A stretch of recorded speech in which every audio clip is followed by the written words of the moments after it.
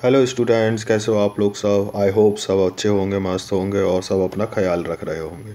ठीक है, और अच्छे रहिए, खुश रहिए, मस्त रहिए और अपना ख्याल रखिए हैं, और पढ़ाई भी करते रहिए। तो चलिए स्टार्ट करते हैं एनसीईआरटी एग्जाम्पलर सॉल्यूशन का मेरा अगला वीडियो। इससे पहले वाले वीडियो में चैप्टर 2 के question number 1 to question number 11 हमने डिस्कस किए थे। आज हम इस वीडियो में डिस्कस करने वाले हैं question number 12 to question number 22। तो चलिए स्टार्ट करते हैं आज का वीडियो।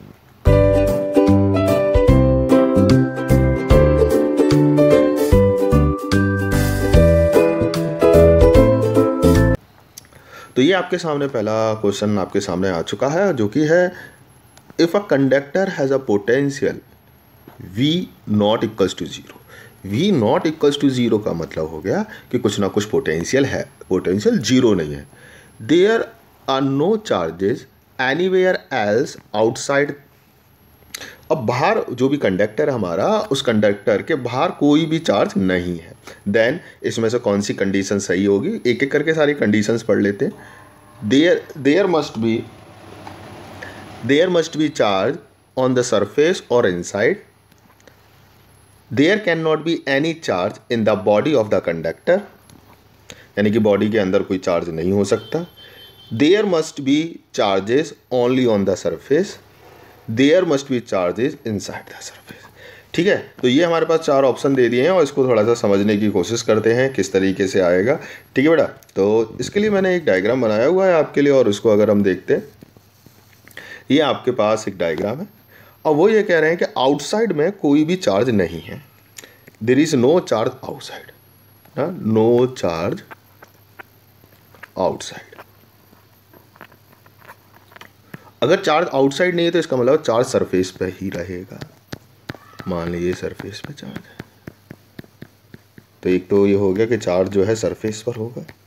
ठीक है, जो भी चार्ज होगा, कंडक्टर है तो यूनिफॉर्मली डिस्ट्रीब्यूटेड होगा। ठीक है, तो चार्ज बाहर नहीं है तो सरफेस पे तो चार्ज होगा ही होगा। ठीक है, अगर ये इस तरीके से नहीं होता कंडक्टर, इसमें तो कैविटी है, और बिना कैविटी वाला अगर आपके पास कंडक्टर होता, मान लो इस तरीके से कोई सरफेस होती, ठीक है बेटा, और ठीक है इस तरीके से होती, तो चार्ज जो है केवल कहाँ पर होता, ओनली सरफेस पे होता। चार्ज केवल कहाँ पर होता, केवल सरफेस पे होता। इस तरीके से अगर कोई कंडक्टर होता जिसके अंदर कैविटी नहीं होती, तो अंदर चार्ज, नो चार्ज। ये कई बार डिस्कस हो चुका है। अगर कोई कंडक्टर है और उसके अंदर कोई कैविटी नहीं है, ठीक है ना, तो चार्ज केवल और केवल सरफेस पे होता है। तो पहला पॉइंट तो ये ठीक है कि चार्ज सरफेस पे होगा। अगर अंदर चार्ज सरफेस पे, मतलब बाहर कोई चार्ज नहीं है और सरफेस पे अगर चार्ज है, तो उसका एक रीज़न और हो सकता है। अगर मैं कोई प्लस चार्ज यहाँ पर कर देता हूँ, ठीक है, ये आपके पास कंडक्टर है और इस कंडक्टर में अंदर कैविटी है। ठीक है, तो एक कंडीशन और होगी जहाँ पर कि सरफेस पे चार्ज होगा, बाहर चार्ज नहीं होगा। क्या कंडीशन होगी, अगर इस कैविटी में मैंने प्लस चार्ज रख दिया, तो ये प्लस क्या चार्ज क्या करेगा, अपनी तरफ नेगेटिव चार्ज को अट्रैक्ट करेगा। ठीक है, इस नेगेटिव की वजह से इसके बाहर पॉजिटिव चार्ज आ जाएगा।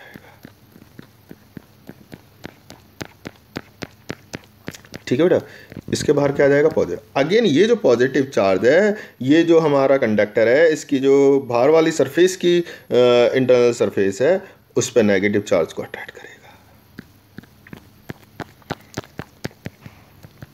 और ये नेगेटिव चार्ज जो है जब इधर आ जाएगा बाहर वाली सरफेस से, inner surface of the outside surface, तो बाहर बचेगा आपका पॉजिटिव चार्ज। क्या बचेगा, बाहर पॉजिटिव चार्ज बचेगा। ठीक है, तो कंडीशन क्या क्या हो गई हमारे पास, कंडीशन हमारे पास हो गई कि अगर potential naught equals to zero है, पोटेंशियल अगर नॉट इक्वल्स टू ज़ीरो है, तो क्या होगा, बाहर potential naught equals to zero, और दूसरी कंडीशन दे रखी है आउटसाइड जो है चार्ज कितना है, zero. Outside charge is zero. ठीक है बेटा, ये बात समझ में आई। तो क्या क्या कंडीशन हो सकती है, पहली कंडीशन तो होगी चार्ज जो है सरफेस पे होगा या इनसाइड में होगा। क्या चार्ज सरफेस पे होगा या इनसाइड द कैविटी होगा। ठीक है, ये कंडीशन बन सकती है। ठीक है, और हम देखते हैं और क्या क्या कंडीशन है। बहुत ये मैंने बता ही दिया। दूसरी कंडीशन भी मैंने बता दी कि ये ऐसा नहीं हो सकता कि कंडक्टर के अंदर कोई चार्ज हो।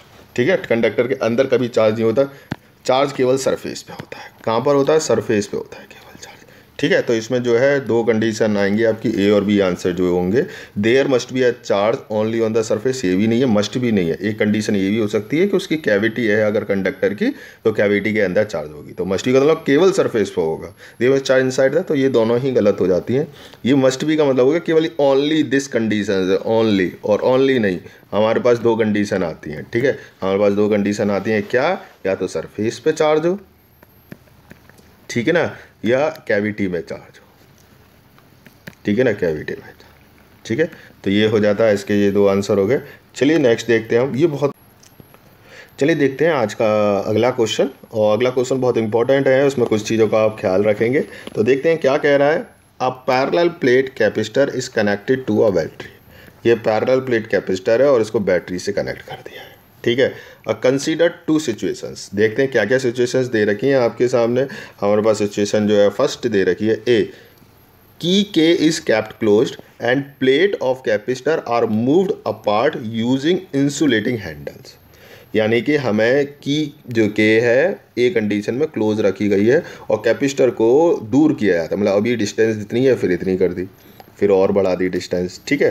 तो इस तरीके से कैपेसिटर की प्लेट्स को दूर किया जाता है। दूसरा कंडीशन क्या है हमारे पास, दूसरी कंडीशन है कि की के इज ओपन, ठीक है ना, and the plate of the capacitor are move apart, मतलब दूर किया जाता है कैपेसिटर। दोनों में यही है कि एक बार की को क्लोज रखेंगे तब कैपेसिटर को जो है हम प्लेट्स को मूव करेंगे, दूर अपार्ट करेंगे, अवे करेंगे, और दूसरी बार की को ओपन करके रखेंगे। तो सबसे पहले तो ये देखते हैं कि कैपेसिटर के बीच की अगर डिस्टेंस बढ़ाई जाती है, यानी प्लेट्स को अगर बढ़ाया जाता है तो क्या फ़र्क पड़ता है। तो आपके पास एक कैपेसिटेंस का फॉर्मूला पता है आपको पैरेलल प्लेट के लिए, epsilon not a over D, ठीक है। क्या है, epsilon not a over D. तो क्लियर है, अगर डी हम बढ़ाएंगे तो सी कम होगा, क्या, डी हम बढ़ाएंगे तो सी कम होगा, ये बात तो क्लियर है, ठीक है। अब एक एक करके दोनों कंडीशंस को समझ लेंगे, यानी दोनों केसों में सी तो डिक्रीज ही होना है, लेकिन और क्या फ़र्क पड़ेगा उसको हम देखते हैं एक एक करके, ठीक है। तो चलिए देखते हैं, पहली चीज़ को अगर हम समझेंगे, अगर की आपकी क्लोज है, ए कंडीशन है, क्या है, क्लोज, की क्या है आपकी क्लोज, क्लोज का मतलब होता है कनेक्टेड, ठीक है। अगर की क्लोज है आपकी तो उसका मतलब होता है कनेक्टेड।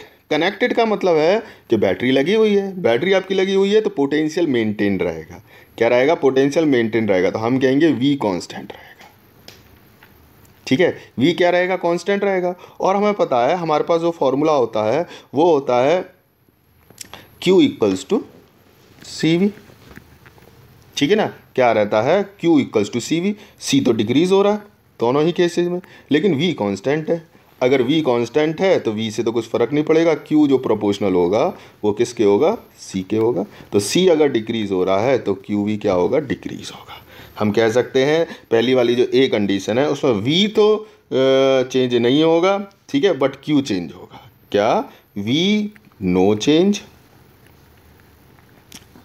ठीक है, V नो चेंज, क्योंकि किसी चेंज हो रहा है और दो प्लेट्स के बीच की डिस्टेंस बढ़ाने की वजह से, तो Q भी चेंज होगा। तो देखते कौन सा है, V no change, V remains same but C changes, ठीक है, V रिमेन्स सेम, ठीक है, एंड हैंस Q चेंजेस, ठीक है ना। देखो C जो है V की वजह से नहीं चेंज हो रहा है, ये आप ध्यान रखेंगे। यहाँ पर जो है V के सेम होने की वजह से C चेंज हो रहा है, ऐसा नहीं, V के सेम होने की वजह से Q चेंज हो रहा है, ध्यान रखेंगे।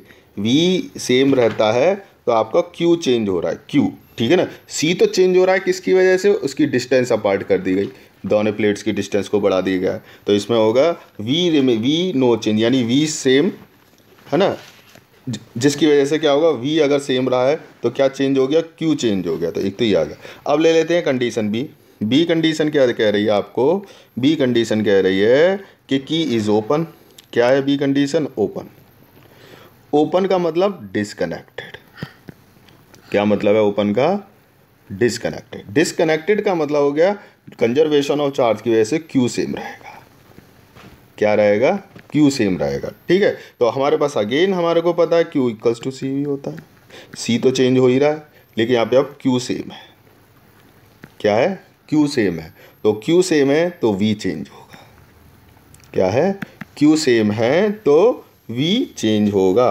ध्यान रखेंगे Q के सेम होने की वजह से C पे कुछ फ़र्क नहीं पड़ रहा है, C तो चेंज हो रहा है क्योंकि C कैपेसिटर के प्लेट की डिस्टेंस हमारी बढ़ाई जा रही है। तो Q अगर सेम है तो V आपका चेंज होगा। तो इसमें D ऑप्शन भी हो जाएगा B पार्ट के लिए, आपके लिए B कंडीशन के लिए, कि Q को अगर हम सेम रखते हैं, Q remain same and hence V changes. नहीं आई बात समझ? चलिए बढ़ते हैं आज के अगले न्यूमेरिकल की तरफ। सो स्टूडेंट्स, देखते हैं हम आपका आज का अपना अगला क्वेश्चन क्या कह रहे हैं वो ज़रा देखते हैं। Consider two conducting spheres of radius R1 and R2, R1 greater than R2। हमारे पास दो कंडक्टिंग स्फीयर दे रखे हैं, ये दे रखा है और एक ये दे रखा है, जिसमें कि इसका रेडियस R1 दे रखा है और इसका रेडियस R2 दे रखा है। ठीक है, if two are at the same potential, यानी इसका पोटेंशियल भी है और इसका पोटेंशियल भी है। The larger sphere has more charge than smaller sphere. इसका मान लेते हैं अगर ये Q1 चार्ज है और इस पर Q2 चार्ज है तो Q1 ग्रेटर देन Q2 है। ठीक है, उसी तरीके से R1 ग्रेटर देन R2।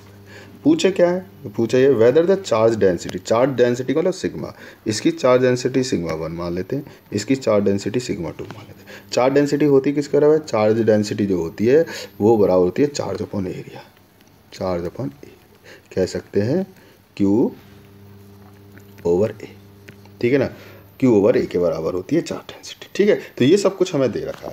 अब आगे देखते हैं। तो हमें पता है कि पोटेंशियल जो स्फीयर होता है उसका जो पोटेंशियल होता है वो होता है 1/4 pi epsilon naught Q over R।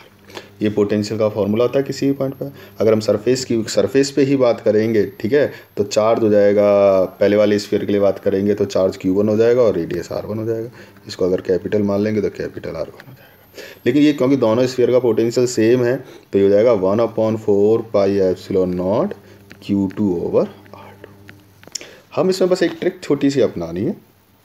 इसमें हम क्या करेंगे, इस वाले पोर्शन में R1 का ऊपर नीचे मल्टीप्लाई कर देंगे, इस वाले पोर्शन में R2 का ऊपर नीचे मल्टीप्लाई कर देंगे और एप्सिलॉन नॉट से एप्सिलॉन नॉट अभी आप कैंसिल कर दो तो हमारे पास आ जाएगा R1 Q1/4 pi R1 square equals to R2 Q2/4 pi R2 square. और ये आपको पता होना चाहिए ये स्फीयर का सरफेस एरिया होता है। क्या होता है? स्फीयर का सरफेस एरिया। तो इस वाले केस और इस वाले केस में सरफेस एरिया। तो अगर इस वाले पोर्शन को अगर हम देखें, ठीक है, केवल इस वाले पोर्शन को देखें तो ये सिग्मा 1 के बराबर होगा। क्यों हो गया? चार्ज अपॉन एरिया के बराबर हो गया। तो हमारे पास क्या रिलेशन आ गया? हमारे पास आ गया sigma 1 R1 equals to sigma 2 R2। और इसको ऐसे लेंगे तो सिग्मा 1, ठीक है, upon sigma 2 equals to R2 over R1। तो क्लियरली हमें ये क्या पता चल गया कि जो है सिग्मा इन्वर्सली प्रोपोर्शनल टू आ रहा है R इस वाली कंडीशन के लिए। तो जिसका रेडियस कम होगा उसकी जो है सरफेस चार्ज डेंसिटी ज़्यादा होगी। तो क्लियरली जो स्मॉलर होगा, ठीक है ना, जो स्मॉलर स्फीयर होगा उसकी सरफेस चार्ज डेंसिटी ज़्यादा होगी। इसमें charge density of smaller sphere is more than the larger one. नई बात समझ? चलिए आगे क्वेश्चन को करते हैं। नेक्स्ट क्वेश्चन आपके सामने ये दे रखा है, डू फ्री इलेक्ट्रॉन्स, ठीक है ना, do free electron travel to a region of higher potential और लोअर पोटेंशियल। तो किस रीजन की तरफ आते हैं? तो सबसे पहली बात है कि हायर पोटेंशियल मतलब जो पॉजिटिव पोटेंशियल, अगर हम इलेक्ट्रिक फील्ड की बात करें तो इलेक्ट्रिक फील्ड की जो डायरेक्शन होती है वो पॉजिटिव से नेगेटिव की तरफ होती है। ठीक है ना, इलेक्ट्रिक फील्ड की डायरेक्शन जो होती है वो पॉजिटिव से नेगेटिव की तरफ होती है। और इलेक्ट्रॉन की बात करें तो वो नेगेटिवली चार्ज होता है। तो नेगेटिव चार्ज तो कहाँ जाएगा? पॉजिटिव की तरफ अट्रैक्ट होगा। नेगेटिव चार्ज क्या होगा? पॉजिटिव की तरफ अट्रैक्ट करोगा। और पॉजिटिव जो है हाई पोटेंशियल कहलाता है और नेगेटिव जो है लो पोटेंशियल कहलाएगा। इन्हीं को अगर कंपैरिजन करेंगे तो हम कह सकते हैं जो इलेक्ट्रॉन है, ठीक है, वो इलेक्ट्रॉन किस तरफ जा रहा है? पॉजिटिव पोटेंशियल की तरफ जा रहा है। ठीक है, तो हम कह सकते हैं इलेक्ट्रॉन जो है नो हाई पोटेंशियल की तरफ ट्रैवल करता है। ठीक है ना, इलेक्ट्रॉन हमेशा क्या होता है? हाई पोटेंशियल की तरफ ट्रैवल करेगा। नहीं आई बात समझ? चलिए देखते हैं अब अगला क्वेश्चन। ठीक है, अगले क्वेश्चन को अगर समझने की कोशिश है, can there be a potential difference between two adjacent conductor carrying the same charge. ठीक है, अगर दो जो है कंडक्टर हैं, हाँ, उन पे अगर सेम चार्ज है, क्या है? चार्ज अगर सेम है, दो कंडक्टर है आपके पास, मान लो एक ये कंडक्टर हो गया और एक कंडक्टर ये हो गया, ठीक है, और दोनों का चार्ज क्या है, सेम। इस पे भी क्यू चार्ज है, ठीक है, और इस पे भी मान लो क्यू चार्ज है, ठीक है। तो आपको एक चीज़ ध्यान रखनी है, चार्ज क्यू है, ठीक है। तो अगर जो उनका पोटेंशियल होगा वो किस चीज़ पे डिपेंड करेगा, कंडक्टर का, वो डिपेंड करता है बेटा कैपेसिटेंस पे, ध्यान रखेंगे। क्या जो पोटेंशियल होता है V, वो डिपेंड करता है किस पर, पोटेंशियल पर, सॉरी कैपेसिटेंस पर, ठीक है। तो जिसका कैपेसिटेंस कम होगा, चार्ज भले ही सेम रहे, क्योंकि रिलेशन हमारे पास क्या आता है, रिलेशन हमारे पास होता है Q इक्वल्स टू सी भी, ठीक है। और अगर हम Q को कांस्टेंट मानते हैं तो C प्रोपोर्शनल टू 1/V, क्योंकि हमारे इस वाले केस में क्या दे रखा है, चार्ज सेम है, ठीक है। चार्ज अगर सेम है, ठीक है, तो क्या होगा, जो कैपेसिटेंस होगा वो इन्वर्सली प्रोपोर्शनल टू V होता है। क्या, if charge is same then capacitance is inversely proportional to V, potential, ठीक है। तो जिसका भी पोटेंशियल, जिसका कैपेसिटेंस कम होगा उसका पोटेंशियल ज़्यादा होगा, और जिसका पोटेंशियल ज़्यादा, कैपेसिटेंस ज़्यादा होगा उसका पोटेंशियल कम होगा। नहीं आ रही बात समझ? अब ऐसा हो कब सकता है, ऐसा हो सकता है, कैपेसिटेंस का भी एक फॉर्मूला होता है जो होता है 4πε0r, ये भी आपने पढ़ा है, जो आपका स्फेरिकल कैपेसिटर होता है, ठीक है। तो हम ये कह सकते हैं क्लियरली कि ये कह सकते हैं जिसका साइज ज़्यादा होगा, ठीक है ना, जिसका साइज ज़्यादा होगा उसका कैपेसिटेंस भी ज़्यादा होगा, जिसका साइज कम होगा उसका कैपेसिटेंस भी कम होगा। नहीं आ रही बात समझ में? जिसका साइज कम होगा, ठीक है। अब 3-4 चीज़ें इंटर रिलेटेड हो गई। एक तो जिसका कैपेसिटेंस ज़्यादा होगा उसका पोटेंशियल कम होगा, जिसका कैपेसिटेंस ज़्यादा उसका पोटेंशियल कम, और वाइस वर्सा। दूसरी चीज़, जिसका साइज़ बड़ा होगा उसका कैपेसिटेंस बड़ा होगा, और जिसका साइज़ छोटा होगा उसका कैपेसिटेंस छोटा होगा। तो अब आ जाते हैं वापस अपने क्वेश्चन पे। तो क्वेश्चन पे क्या कह रहे हैं हमारे पास कि पोटेंशियल डिफरेंस होगा, चार्ज सेम है, चार्ज सेम है, अगर इनके साइज़ में डिफरेंस है, अगर दोनों के साइज़ में डिफरेंस है, एक इस तरीके से हो जाएगा मान लो, और एक इस तरीके, दोनों पे अगर चार्ज Q और Q है, ठीक है, चार्ज Q, क्योंकि ये स्मॉलर, ये वाला जो है स्मॉलर साइज का है तो इसका कैपेसिटेंस कम होगा, ये साइज इसका बड़ा है तो इसका कैपेसिटेंस ज़्यादा होगा। नहीं आई बात समझ? और जब इसका कैपेसिटेंस कम है तो इसका पोटेंशियल जो है ज़्यादा होगा, और इसका कैपेसिटेंस ज़्यादा है तो इसका पोटेंशियल कम होगा। कब? जब हम Q कांस्टेंट मान रहे हैं। तो हम कह सकते हैं जब पोटेंशियल में डिफरेंस आ रहा है तो there will be a potential difference between two conductors, ठीक है, even if the charge is same, ठीक है बेटा। तो चलो आगे करते हैं नेक्स्ट क्वेश्चन को। कैन द पोटेंशियल फंक्शन, ठीक है ना, can the potential function have maximum minimum in the free space. Free space की बात है, देखो पोटेंशियल कम और ज़्यादा होने का मतलब होता है अगर चार्ज लीक कर रहा है, चार्ज लीक कर रहा है, क्या कर रहा है, लीक कब करेगा, चार्ज लीक करेगा जब वो एनवायरनमेंट में ट्रांसफ़र हो जाएगा। क्या होगा, जब हमारे एनवायरनमेंट में या हमारे एटमॉस्फेयर में अगर चार्ज ट्रांसफ़र हो जाएगा तो उसको हम कहते हैं चार्ज लीक। वो हो सकता है आसानी से, मैंने काफ़ी सारे एग्जांपल बताए हैं कि बहुत ज़्यादा पोटेंशियल अगर आप प्रोवाइड कर दोगे तो क्या होगा कि वो जो है आपका मीडियम है, मीडियम जो है वो हो जाता है, ब्रेकअप हो जाता है, पॉजिटिव और नेगेटिव चार्ज अलग अलग हो जाते हैं, ठीक है। तो उसमें हम पूरा एक क्वेश्चन पिछले वाले वीडियो में डिस्कस किया हुआ है, तो उसको हम चार्ज लीक कहते हैं, ठीक है। लेकिन अगर फ्री स्पेस है, क्या है आपका, अगर फ्री स्पेस है तो चार्ज लीक नहीं होगा, ठीक है। अगर फ्री स्पेस है तो चार्ज लीक नहीं होगा। अगर चार्ज लीक नहीं हो रहा तो पोटेंशियल का कोई मैक्सिमम या कोई मिनिमम नहीं होगा, जितना पोटेंशियल होगा वो कांस्टेंट रहेगा, ठीक है। नहीं आई बात समझ? जितना पोटेंशियल होगा वो क्या रहेगा, कांस्टेंट रहेगा, ठीक है। चलिए बढ़ते हैं अगले क्वेश्चन पर, क्वेश्चन नंबर 18। क्वेश्चन नंबर 18 आपके पास ये दे रखा है, ठीक है, और ये कोई Q चार्ज है, ये हमारा सोर्स चार्ज है Q, ठीक है, और दो कंडीशन दे रखी हैं आपके, और दो कंडीशन देने के बाद वर्क डन में कंपेयर करना है। मान लो ये आपका Q चार्ज है, ये आपकी कुछ परपेंडिकुलर एक्सिस दे रखी हैं, तो मान लीजिए ये कंडीशन है फर्स्ट, चार्ज यहाँ से स्टार्ट हुआ, ऐसे मूव करा, ऐसे मूव करा, ऐसे मूव करा और ऐसे आ गया, एक कंडीशन तो ये हो गई। जबकि इसमें जो है रेक्टेंगुलर नहीं दे रहा, वो इस तरीके से जो है चार्ज ट्रैवल कर रहा है। ये आपका एक रेक्टेंगुलर लूप है, इसमें चार्ज बिल्कुल रेक्टेंगुलर जो है मूव कर रहा है। तो दोनों केसेस में डिफरेंस क्या है, उसमें बताना है कि किस में वर्क डन ज़्यादा, कम, सेम या क्या होगा, ठीक है। तो अब देखो बेटा, एक बात ध्यान रखना, जो इलेक्ट्रोस्टैटिक फोर्स है, क्या जो इलेक्ट्रोस्टैटिक फोर्स होता है वो कंजर्वेटिव होता है। क्या होता है वो, कंजर्वेटिव। अगर कंजर्वेटिव फोर्स है तो चार्ज जो है वो, सॉरी, वर्क डन जो है वो किस पे डिपेंड करता है, वो वर्क डन पोजीशन पे डिपेंड करता है, किस पे डिपेंड करता है? पोजीशन पे डिपेंड। अगर पोजीशन चेंज नहीं हुई है, क्या अगर पोजीशन चेंज नहीं हुई है तो वर्क डन 0 रहता है। If there is no change in the position then the work done will be same. तो इस वाले केस में अगर हम देखें तो चार्ज यहाँ से स्टार्ट हुआ और इस तरीके से गया, फिर इस तरीके से गया, फिर इस तरीके से गया, फिर इस तरीके वापस इसी पोजीशन पे आ गया। सेम इसमें हो रहा है, चार्ज इस तरीके से गया, इस तरीके से गया, इस तरीके से गया और इस तरीके फिर इस तरीके से आ गया। नहीं आई बस। लेकिन फाइनली क्या हो रहा है, चार्ज अपनी पोजीशन पे वापस आ गया, क्योंकि इलेक्ट्रोस्टैटिक फोर्स एक कंजर्वेटिव फोर्स है और चार्ज लूप में घूमकर अपनी पोजीशन पे आ रहा है। तो दोनों ही केस में वर्क डन कितना होगा? 0, नो वर्क डन। नहीं आई बात समझ? दोनों ही केस में क्या होगा? नो वर्क डन होगा। नहीं आई बात समझ? चलिए बढ़ते हैं अगले क्वेश्चन की तरफ। अगला क्वेश्चन आपका बहुत इंपॉर्टेंट क्वेश्चन है। वो क्या कह रहा है? Prove that the closed equipotential surface with no charge within itself must enclose an equipotential volume. ठीक है, जिसको बहुत आसानी से समझते हैं। हमारे पास मान लीजिए एक इक्विपोटेंशियल सरफेस है, ठीक है, उससे हमने एक क्लोज्ड सरफेस बना लिया। क्या है? इक्विपोटेंशियल सरफेस है और उससे हमने क्या करा? एक क्लोज्ड सरफेस बना ली। क्लियरली बोल रहे हैं कि अंदर कोई चार्ज है नहीं, नो चार्ज है अंदर चार्ज। तो ये पूरी सरफेस क्या है? इक्विपोटेंशियल सरफेस है।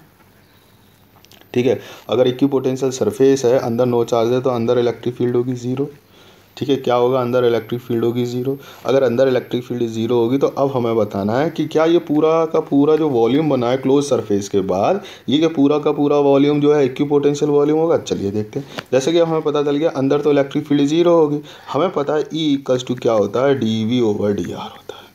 माइनस भी लगता है, माइनस शो करता है जैसे जैसे डिस्टेंस बढ़ती चली जाएगी इलेक्ट्रिक फील्ड कम होती चली जाएगी। ठीक है बेटा, चलिए, क्योंकि हमें कह रहा है अब E 0 है, इलेक्ट्रिक फील्ड इनसाइड जो है वो 0 है। अब E 0 हो गया तो कहने का मतलब है dV भी 0 हो गया। dV 0 का मतलब हो गया V कांस्टेंट हो गया। ठीक है, यानी कि पूरे के पूरे अंदर जो आपका वॉल्यूम बन रहा है, ये पूरा का पूरा जो वॉल्यूम बन रहा है, इस पूरे वॉल्यूम में V क्या आएगा? कांस्टेंट आएगा। तो हम कह सकते हैं ये पूरा का पूरा वॉल्यूम है इक्विपोटेंशियल वॉल्यूम कहलाएगा। नहीं आ रही बात समझ में? चलिए बढ़ते हैं अगले क्वेश्चन की तरफ। बहुत इंपॉर्टेंट क्वेश्चन है ये आपके सामने, इसको देखते हैं। A capacitor has some dielectric between its plate. आपके पास 2 प्लेट दे रखी हैं और इसके बीच में कोई डाइइलेक्ट्रिक है, ध्यान रखेंगे। ठीक है, तो कैपेसिटेंस, हमको एक बात याद रखनी है, जो कैपेसिटेंस है हमेशा अगर कोई भी डाइइलेक्ट्रिक है वो उसके ओरिजिनल कैपेसिटेंस को, यानी कि जब उसके बीच में कोई मीडियम नहीं रहा, उसको बढ़ाता है। क्योंकि K की वैल्यू वैक्यूम के लिए 1 होती है और बाकी सब के लिए 1 से ग्रेटर होती है। जो भी डाइइलेक्ट्रिक मीडियम होगा उन सब के लिए जो है 1 से बड़ी होगी K की वैल्यू। ठीक है ना, K will be greater than 1 for dielectric. कहने का मतलब है कोई भी डाइइलेक्ट्रिक अगर किसी कैपेसिटर की प्लेट्स के बीच में अगर हम डालेंगे तो वो उसके कैपेसिटेंस को इंक्रीज़ करेगा। क्या करेगा? इंक्रीज़ करेगा। ठीक है, अब कुछ चीज़ें हमें देखनी है। अब वो क्या कह रहे हैं? सीधी सी बात है, अगर इसमें से मीडियम हटा देंगे तो कैपेसिटेंस डिक्रीज होगा। तो क्वेश्चन में वो ये कह रहे हैं, a capacitor has some dielectric between its plane and the capacitor connected, the battery is now disconnected and then dielectric is removed. क्या कर रहे हैं? वो डाइइलेक्ट्रिक हटा दिया। तो सीधी सी बात है, डाइइलेक्ट्रिक अगर हम हटा देंगे तो क्या होगा? कैपेसिटेंस कम होगा। तो कैपेसिटेंस तो डिक्रीज होगा ही होगा, कैपेसिटेंस तो डिक्रीज होगा। ठीक है ना, कैपेसिटेंस क्या होगा? डिक्रीज होगा। कब होगा? अगर कोई हम डाइइलेक्ट्रिक मीडियम हटा देंगे। लेकिन अब हो क्या रहा है? बैटरी इज डिस्कनेक्टेड, बैटरी हमने डिस्कनेक्ट कर दी। बैटरी अगर डिस्कनेक्ट कर देंगे तो क्या कांस्टेंट रहेगा? Q कांस्टेंट रहेगा। क्या कांस्टेंट रहेगा? Q constant. ध्यान रखेंगे, इससे पहले भी डिस्कस हो गया। यानी कि मीडियम को हटाने से C तो डिक्रीज होगा। क्या होगा? मीडियम को हटाने से C तो डिक्रीज होगा और Q सेम रहेगा। क्या रहेगा? Q सेम रहेगा। क्यों? जो है हमारी बैटरी डिस्कनेक्टेड हो गई है, डिस्कनेक्टेड। अब एक एक करके सब चीज़ें देख लेंगे। हम देखेंगे कि सबसे पहले कैपेसिटेंस, तो कैपेसिटेंस तो डिक्रीज हो रहा है, ये हमारी क्लियर हो गया। नेक्स्ट देखते हैं energy stored in it. Energy का फॉर्मूला होता है U इक्वल्स टू Q²/2C। ध्यान रखना, जो चीज़ कांस्टेंट है उसी के फॉर्म में हमें फॉर्मूला लेना होगा। तो यहाँ पे Q कांस्टेंट है, C डिक्रीज हो रहा है, तो U क्या होगा? इन्वर्सली प्रोपोर्शनल टू C हो गया। तो C अगर डिक्रीज हो रहा है तो U इंक्रीज होगा, C अगर डिक्रीज हो रहा है तो U क्या होगा? इंक्रीज होगा। तो हम कह सकते हैं कि उसकी एनर्जी इंक्रीज हो जाएगी। ठीक है ना। ठीक है, नेक्स्ट देखते हैं, नेक्स्ट क्या है, इलेक्ट्रिक फील्ड। ठीक है, नेक्स्ट क्या है, इलेक्ट्रिक फील्ड। तो इलेक्ट्रिक फील्ड को अगर हम देखते हैं, ठीक है ना, इलेक्ट्रिक फील्ड को अगर देखेंगे तो सबसे पहले पोटेंशियल को देखते हैं। तो हम देखते हैं C इक्वल्स टू, है ना, C is inversely proportional to V होता है। ठीक है, C क्या होता है, इन्वर्सली प्रोपोर्शनल टू V होता है। ठीक है, तो क्या होगा, है ना, V क्या होगा, क्योंकि C तो क्या हो रहा है, डिक्रीज हो रहा है, तो C डिक्रीज हो रहा है तो V इंक्रीज हो रहा है। V क्या हो रहा है, इंक्रीज हो रहा है। ठीक है ना, V क्या हो रहा है आपका, इंक्रीज हो रहा है। ठीक है, और V अगर इंक्रीज होता है, ठीक है ना, V अगर इंक्रीज होता है तो E भी इंक्रीज होगा। V अगर इंक्रीज हो रहा है तो E भी इंक्रीज होगा। कैसे, किस रिलेशन से बता सकते हैं हम, इस रिलेशन से ही बताते हैं, E equals to dV over dr से। तो E जो है directly proportional to increase in potential है। क्या है, E directly proportional to increase in potential. अगर पोटेंशियल इंक्रीज हो रहा है, यानी पोटेंशियल डिफरेंस इंक्रीज का मतलब पोटेंशियल इंक्रीज हो रहा है। ठीक है, जितना जितना डिफरेंस बढ़ता चला जाएगा इसका मतलब पोटेंशियल बढ़ रहा है, तभी तो पोटेंशियल डिफरेंस बढ़ रहा है। ठीक है, तो E भी इंक्रीज होगा, तो दूसरा होगा। नेक्स्ट देखते हैं, चार्ज स्टोर्ड। चार्ज तो हमने देख लिया, चार्ज स्टोर्ड तो सेम रहेगा। डिस्कनेक्ट होने के बाद, इससे पहले वाले क्वेश्चन में भी हो गया, डिस्कनेक्ट हो गया तो बाहर से तो कोई चार्ज आ नहीं रहा, अंदर से कोई चार्ज नहीं रहा, तो चार्ज तो क्या रहेगा, सेम रहेगा, चार्ज सेम होगा। ठीक है, चार्ज क्या आएगा, सेम होगा। द वोल्टेज, वोल्टेज के बारे में मैंने बता दिया, C प्रोपोर्शनल टू 1/V होता है, तो C अगर डिक्रीज हो रहा है तो V इंक्रीज होगा, वोल्टेज भी आपके इंक्रीज होंगे। नहीं यही बात समझ में, तो चलिए बढ़ते हैं अगले क्वेश्चन की तरफ। ठीक है, ये आज का सेकंड लास्ट क्वेश्चन है, इसको देखते हैं। ठीक है, चलिए, वो क्या कह रहे हैं, तो prove that if an insulated uncharge conductor is placed near a charge conductor. ये आपका चार्ज कंडक्टर है Q से, ये आपका अनचार्ज कंडक्टर है। तो चार्ज कंडक्टर है तो इसका अगर ये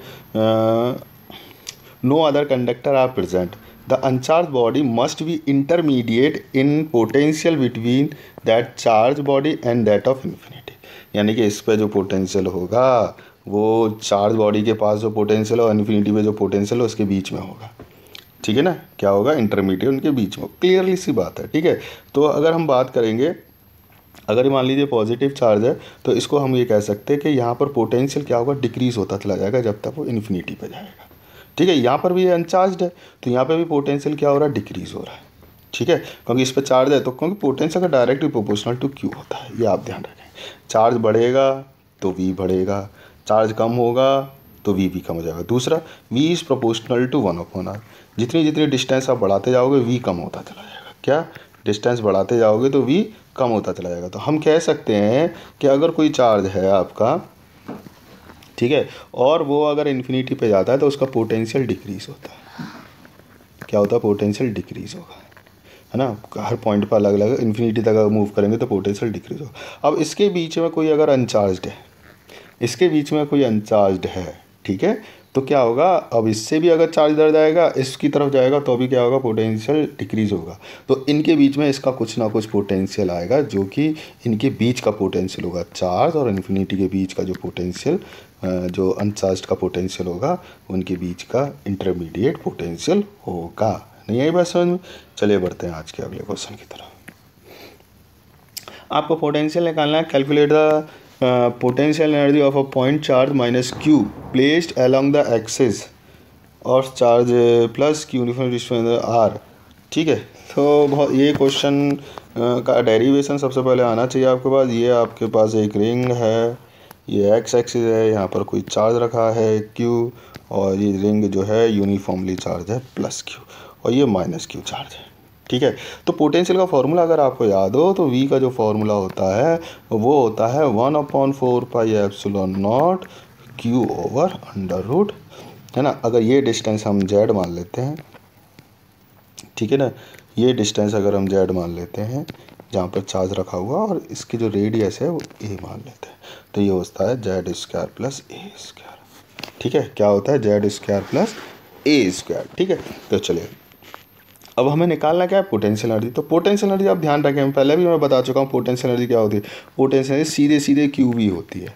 जिस पॉइंट पर अगर पोटेंशियल पता है और उस पॉइंट पर किसी चार्ज की पोटेंशियल एनर्जी निकालनी है तो उस चार्ज को V से मल्टीप्लाई कर दें आप, तो क्लियर आपको तुरंत निकल कर आ जाएगा। नहीं आई बात समझ में? क्या करेंगे, किसी भी पॉइंट पर पोटेंशियल एनर्जी अगर आपको निकालनी है तो उस पॉइंट पर पोटेंशियल निकालने के बाद क्यू से मल्टीप्लाई कर दो, तो क्यू चार्ज की जो जिस क्यू से आपने मल्टीप्लाई किया उस क्यू चार्ज की पोटेंशियल एनर्जी निकल कर आ जाएगी। तो वो हम पोटेंशियल एनर्जी बड़ी आसानी से निकाल सकते हैं, देख सकते हैं। ये हमने यहाँ पर सॉल्व कर लिया, ठीक है ना। ये हमने सॉल्व कर लिया, ये हमें पता चल गया U इक्वल्स टू क्यू भी होता है। सॉल्व करके हमने पूरा जो है सिंप्लीफिकेशन कर लिया कि क्या आएगा, ठीक है बेटा। अब आगे कुछ नहीं है ऐसा। अब at Z equals to 0, Z अगर इक्वल्स टू 0 करेंगे, जेड इक्वल्स टू 0 क्या हो जाएगा, आप देखें ये अगर डायग्राम हो गया, ये आपके पास डायग्राम हो गया, ठीक है।